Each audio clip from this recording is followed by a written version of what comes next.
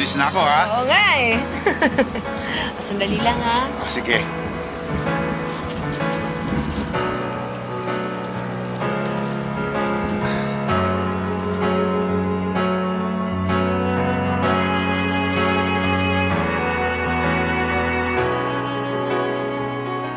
Luisa, you can still change your mind about the adoption, you know? Fred, hindi mo na lang ipilit. Paano na ang future ni Ronron? Napag-isip-isip ko nga rin eh. Parang ako yung dapat kumilos para sa kinabukasan ni Ronron. Kaya baka pwede mag-apply ulit ako. Pero sa ibang ospital naman. No. Ayoko.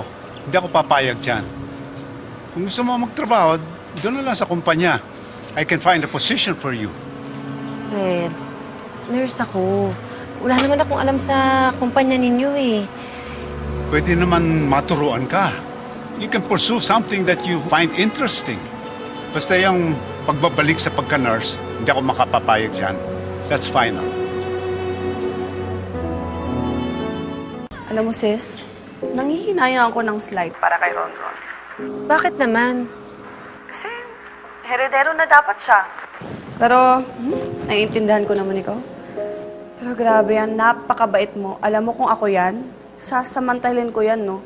Bahala na ko nung isipin na labas ako, mayaman. Ikaw talaga? Oh, so ano nang plano mo para kay Ronron? Hindi ko alam, Rio eh. Ayaw din naman pumayag ni Fred na bumalik ako sa pagiging nurse ko. Sasayangin mo yung pinag-aralan mo, ganun?